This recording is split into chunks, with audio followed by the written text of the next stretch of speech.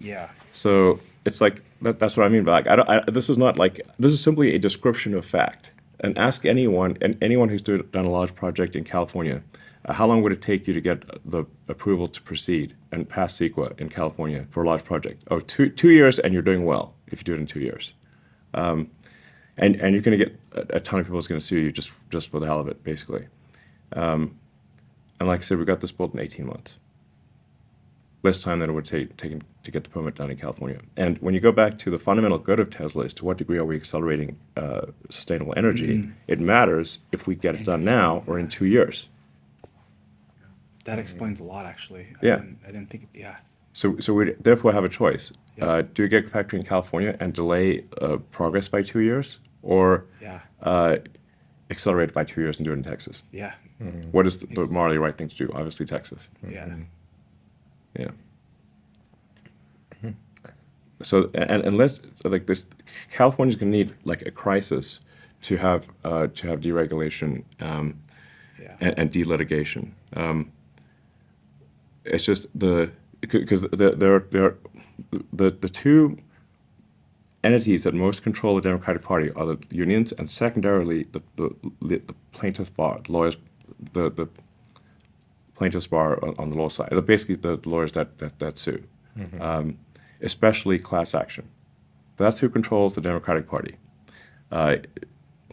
Anyone who's familiar with the inside baseball of this will agree with me. This is in fact the case, especially in California. So the issue is that the lawyers write the legislation to make it easy to win lawsuits in California, because they funded the election of the officials of the people that got elected got funded by Democrats and lawyers. So then they write the legislation to make it easy to win lawsuits and get gigantic awards because they got the people elected. And you have this sort of circle of this nightmarish circle until there has to be an above 0% chance of a Republican getting elected in California. It has to be above 0%. Otherwise, you have a one-party state. Consequences action. Yes, and then the political parties are irrelevant, and it's just the primaries. So that's the situation with California. And unless there's a crisis, I don't see one possible solution is like more open primaries. Like more open primaries, I think would reduce the probability of special interests manipulating the election. I think like in LA, the mayoral election is open primaries or sort of open primaries. It's like it looks like maybe Rick Caruso will get elected, and he's like, I think it'd be great, you know. And but for the most part, California it's gerrymandered to hell and gone, and to ensure a supermajority Democrat outcome. I have a follow-up question.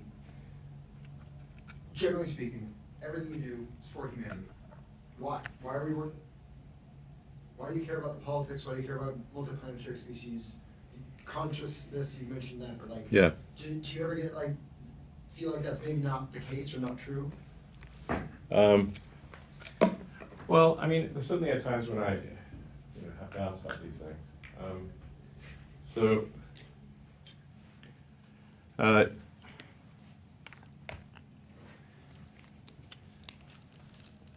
I mean, I think it's a good question you ask, because it goes to like at a foundational level, what is my philosophy, and why does it lead to this conclusion? Yes. So the reason is that when I was a teenager, I had like an existential crisis to try to figure out what's the meaning of life. It doesn't seem to be any meaning. For me, at least, the religious texts, and I read all of them that I get my hands on, did not seem convincing. So then I'm like, okay. Then I started reading the philosophers. Be careful of like reading German philosophers as a teenager. It's definitely not going to help with your depression. So reading Schopenhauer and Nietzsche, I'm like, now, as an adult, it's much more manageable. But as a kid, you're like, whoa. So then I was like, man, I'm just like struggling to find meaning in life here. And then I read Hitchhiker's Guide to the Galaxy, and basically what Douglas Adams was saying is that we don't really know what the right questions are to ask. Like the question is not, what's the meaning of life? In the Hitchhiker's Guide to the Galaxy, Earth, it turns out, is a big computer and its goal is to answer the question, what's the meaning of life? And Earth comes up with the answer 42. This is where the 42 number comes from. And 420 is just 10 times 42. One order of magnitude. Yeah. In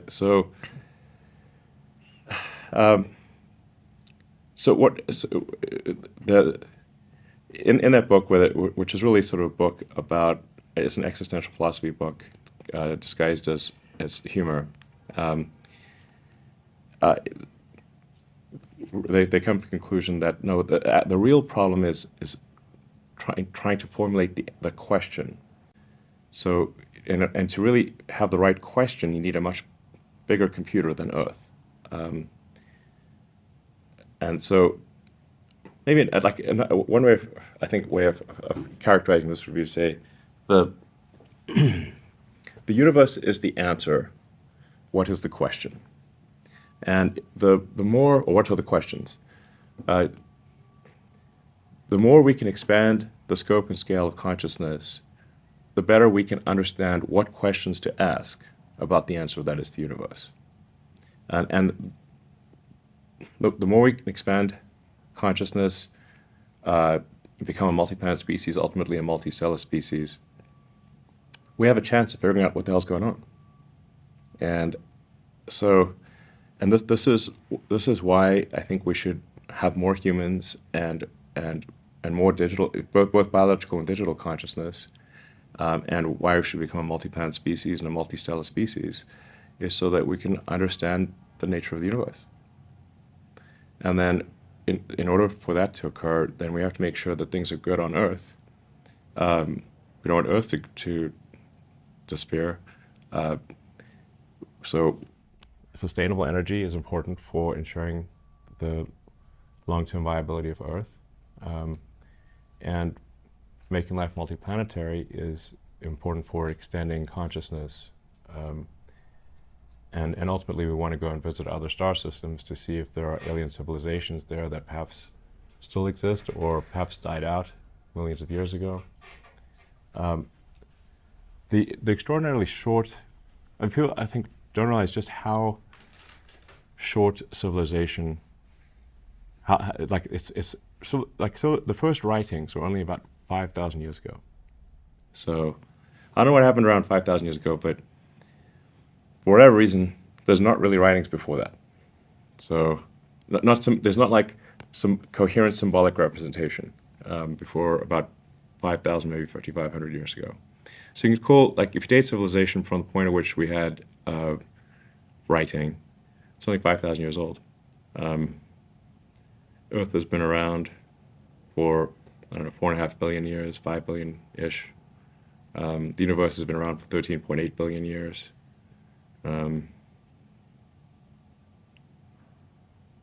There were like shellfish, basically 500 million years ago. So basically, what I'm saying is civilization has existed for an instant, from a sort of a galactic timescale frame of reference. Civilization at 5,000 years is basically flash in the pan. So, and if you look at the history of civilizations, which I encourage people to read, the history of civilizations. In fact, there's literally a book called The Story of Civilization. It's quite good. And there's been the rise and fall of many civilizations over the last 5,000 years. And if you look at, say, the ancient Egyptian civilization, which is one of the first writings, not the first, but close to the first. They built these incredible pyramids and had this sophisticated writing system. And then the people living in the area past a certain point, I don't know, maybe around 1,500 years ago, the last person who could read hieroglyphics died. I think so, probably 1,500 to almost 2,000 years ago.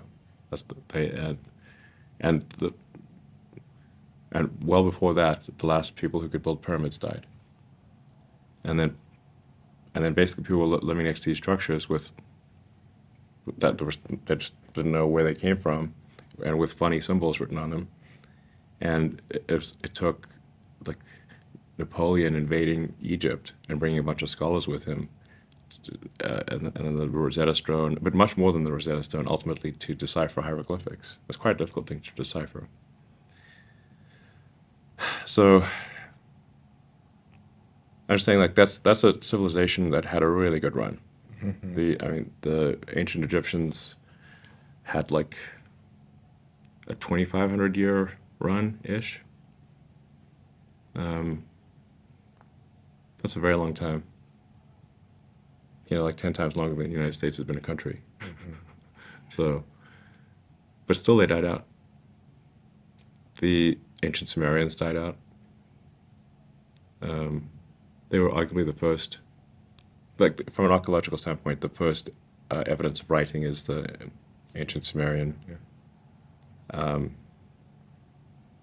They even found like school books and stuff, like clay school books with like teachers' corrections and stuff. So it's just like basically civilization has existed for a split second is really what it amounts to. So I think it's very important that we become a multi-planet species while we can, and before technology potentially subsides below the level where it's possible.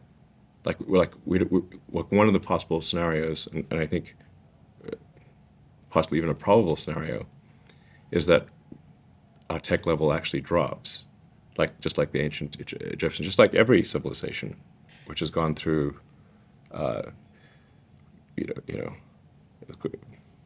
has gone sort of on a sine wave, but ultimately a downward sloping sine wave. So, just like the Egyptians living in Egypt forgot how to build pyramids and read hieroglyphics, we may forget how to build spaceships. And so we should build the spaceships and make life multiplanetary while it is possible. And if there were to be a World War III, which is not zero probability, looking at recent events, what will be left after that? Will there even be, will there be, who's to say what technology would be left after a World War III situation? But, yeah. It should be noted that Russia still has enough nukes pointed at the United States to make every major city, to make the radioactive rubble bounce several times in every major American city currently. It's not a small number. Several thousand. You've seen Battlestar Galactica, I presume, right? Yeah. Do you think this has all happened before? No. Not on Earth, anyway. Archaeologists are really trying hard to find anything interesting. So if you found evidence of an advanced alien civilization, you'd be like the number one hero in the entire archaeological profession. It's like they're trying very hard to find these things. We've not found anything. So, and people sometimes ask me, have I seen evidence of aliens? I'm like, I have not. And frankly, if I had seen evidence of aliens, I'd be like, hey guys, we found evidence of aliens. Everyone give SpaceX lots more money because we need to improve our rocket technology. Otherwise, these aliens are going to get us. I thought you were the alien. Yeah. I was an alien until I, got U.S. citizenship. That's an alien registration card, it said. Nothing funds rocket development like a war, so. Yeah, if it was exactly. aliens. Yeah, totally. If the DoD had evidence of aliens, immediately trot them out and say, danger, aliens, give us more money. All of your money. Yeah, and everybody like, absolutely, these aliens may not be friendly. So the best of my knowledge, there's no evidence of aliens. So, but anyway, going back to the philosophy part, it's like if you accept as a proposition that we don't really understand the meaning of life and we wish to understand the meaning of life, then in order to understand the meaning of life, we should expand consciousness such that we can ask better questions, learn more, expand beyond the solar system, ensure that life on Earth is good collectively for civilization, and then we can be less dumb about the nature of the universe, and maybe we can answer some questions about where this all came from and where it's going. I think that's a sound philosophy. It's the least unsound philosophy I can think of.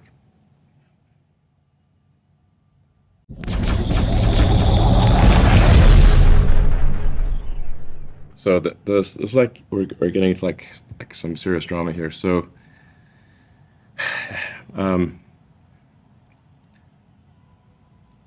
a parallel thread, I'd like met someone and they said like if you come through Germany, you stop by, and I said okay, well, on my way to India, I'm gonna stop by Daimler headquarters and talk to them, and see if there's any kind of partnership that could be had. This is, I forget the exact. It's right before I gave the IAC talk, so that like it would be that's how one could place it.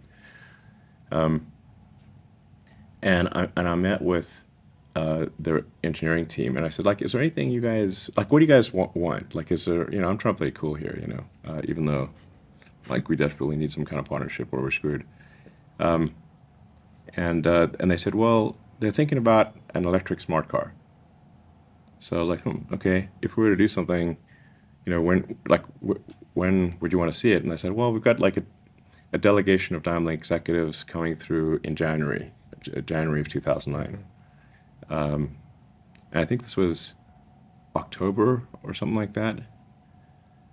And I talked to JB, and like Drew and Scott and Vineet and a bunch of others. I was like, guys, we need to get a smart car, and we need to stuff a roadster powertrain into it and make it a custom battery, and it needs to work by the time the Daimler team comes here in January.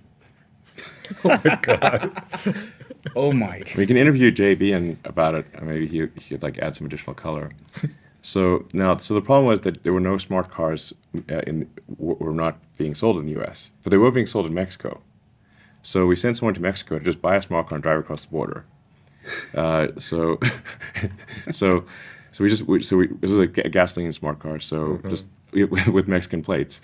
So we went and bought a smart car in Mexico, drove across the border, and then literally put a Roadster drive unit and modified battery pack in the smart car, and had it working by January when the Daimler delegation came by. And I remember that being in that Daimler meeting, and man, they're like, why? Clearly they're quite grumpy that they even had to meet with us. They did not know we had this electric smart car, so they're grumpy that they had to meet with us, and we're clearly trying to get out of the room as quickly as possible. Yeah.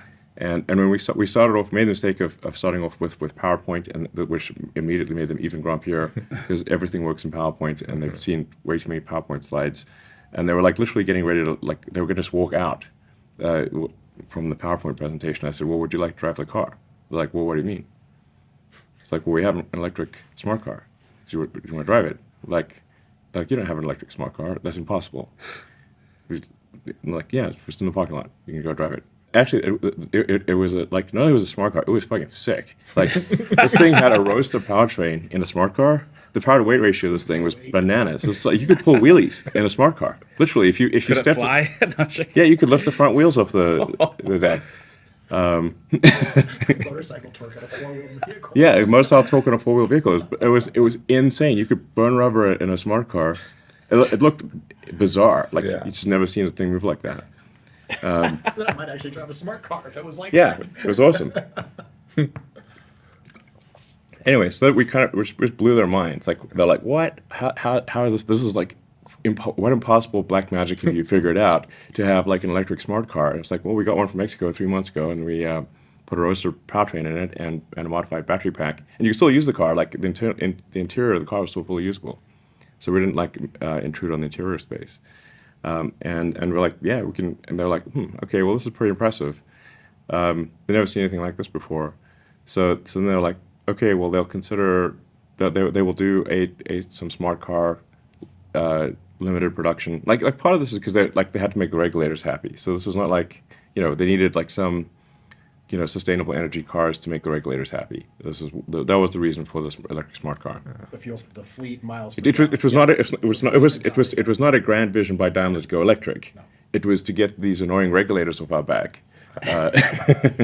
So For the credits, right? yeah, there was like Compliance. it's compliance vehicles. So it's like there was like a minimum number of electric vehicles that had to be made. They could also make fuel cell vehicles, but those were way more expensive. Yeah. So from this standpoint, it was at the time it was really more like what's the least amount of money we can spend and get the regulators off the regulator monkey off our back. So like anyway, so we ended up making a bunch of electric smart cars for Daimler. And then over time we actually extended that into an electric AB class, but they were always just really compliance vehicles. They did not want to Daimler was not willing to place at that time a big bet on electric vehicles, and so the volume and the price were always like the volume's too low, the price is too high. These are going to be niche vehicles no matter what, But anyway, so what it did lead to, which was really essential, was Tesla getting saved by Daimler investing $50 million. So the $40 million invested in December of 2008 just gave us 6 months of runway. So that basically gave us until June of 2009.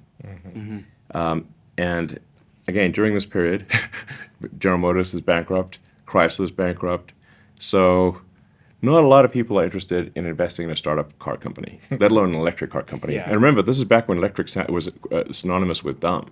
You could just say, instead of using the word electric car company, you could just substitute dumb. Do you want to invest in a dumb car company? That's what it sounded like to most people. So at the time, I think Daimler vaguely thought that the Volkswagen Group might invest in Tesla, and they didn't want that. So they were essentially to block VW from investing in Tesla, which, by the way, VW was not going to invest in Tesla. I talked to their person, and they expressed some initial interest, but then they went dark on me. So actually, the only investor that was interested in Tesla at all was Daimler. And that was because of the electric smart program. Wow. So they invested $50 million into Tesla at roughly a $500 million valuation. So it worked out. Yeah. So 10% or Clearly. something like that. Yeah. Yeah, they got 10% of the company. Yeah. I mean, we're really in the weeds here. So hopefully this is interesting to some people. But this is like definitely some deep lore war story stuff. So then, in 2009, we're also just figuring out how to actually get the Roadster into volume production. Yeah. So we were not able to reach volume production, by Roadster standards, in 2008, and we still had a bunch of things in the car that were broke. I think we managed to deliver like maybe 20 or 25 cars in 2008, most of which were in December, and then we had to bring all of those cars back to have their drivetrains replaced. And I think most of them got their battery pack replaced too. So, I mean, it was just a fumbling mess, basically. It was insane. But in 2009 is when we actually figured out how to make the car half decent Roadster 1, where you could give it to someone and it wouldn't just break down immediately. And roughly summer of 2009 is when the car wasn't a complete piece of trash. That just didn't work. And then we did a Roadster 1.5, and then Franz joined, and Franz helped redesign the Roadster and make it better with the Roadster 2. Then by like basically late 2009, early 2010 was where the Roadster was like a decent as a toy. Yeah. Not as like a transport you could count on, but as a toy, it was decent. Became decent around end of 2009, early 2010. Anyway, so that Daimler investment in May 2009 was what was essential to Tesla's survival, not a government loans. So this is another thing that is a misunderstanding here, because they got confused because GM and Chrysler and Ford, GM got a massive bailout, just like a flat-out friggin' donation from taxpayers, like of tens of billions of dollars. So GM got like I don't know, $30 billion handout, basically with no repayment. Last I checked, there's over 14 billion that's unpaid. Okay, so maybe It's a real amount though. okay. It's 14 that has not been repaid and never will be, I suspect. So, and then Chrysler got a bunch of money, and then Ford got like a $5 billion loan. But Ford is in better financial shape because I don't know for whatever reason. I think that the Ford family has more long-term thinking than the people that were running GM and Chrysler. So they were in a better financial position.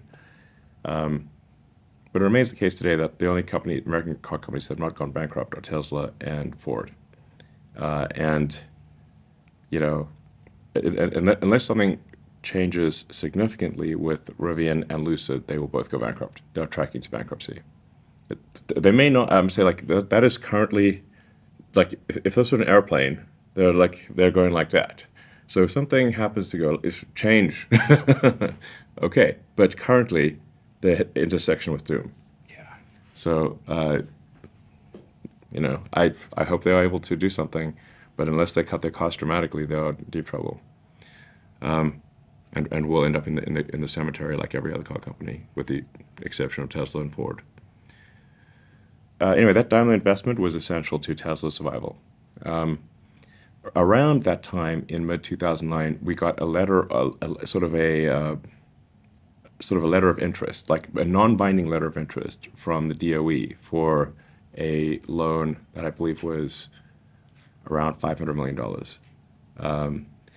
Now, that was not a loan where they just give you $500 million. That was one where you spend the money, you provide invoices. Those invoices are provided to DOE. They then refund you based on the audited expenses that you paid. It's not like lump sum type of thing. It's retroactive after you spend it. It's a reimbursement program. It's a loan reimbursement. Yeah. So there's nothing's given for free. It's a loan reimbursement. So it would not be possible to use that as advance capital to make something happen. It can only be used to reimburse expenses that have already taken place with a 2 to 3 month lag. And the first disbursement, that letter of interest did not become an actual binding document until 2010.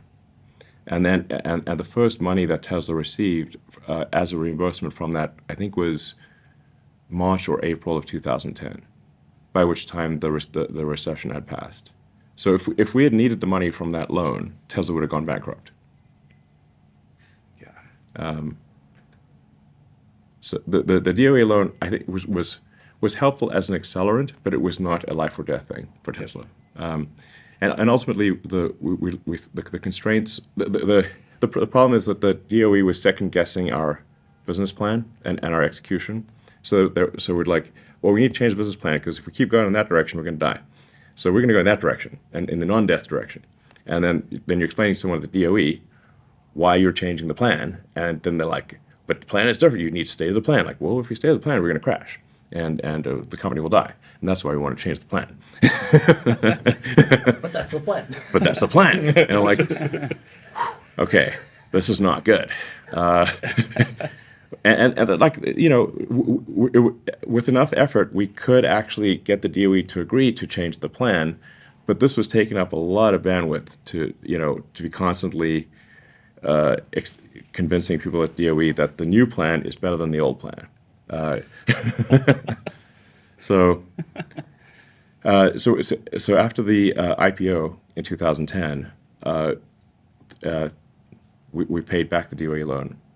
That's awesome. And we actually had to pay a penalty, there was an early repayment penalty. So we paid back the loan with interest plus a prepayment penalty. Like, taxpayers made money on the loan. Very important. Yeah. Taxpayers made money on the Tesla DOE loan.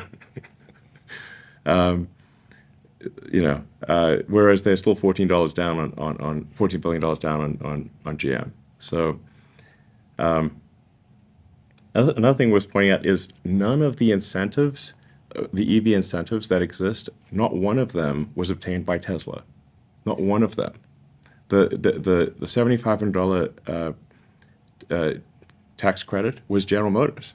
They're the one who got that. Like, Tesla had no lobbying power in DC at all. But GM had huge lobbying powers. They're the ones that got the $7,500 tax credit put in place. And Nissan. But we had basically no presence in DC. So, because you'll certainly hear like, oh, Tesla and tax credits. I'm like, okay, well, currently we don't have the $7,500 tax credit does not apply to Tesla, but it does apply to our competitors.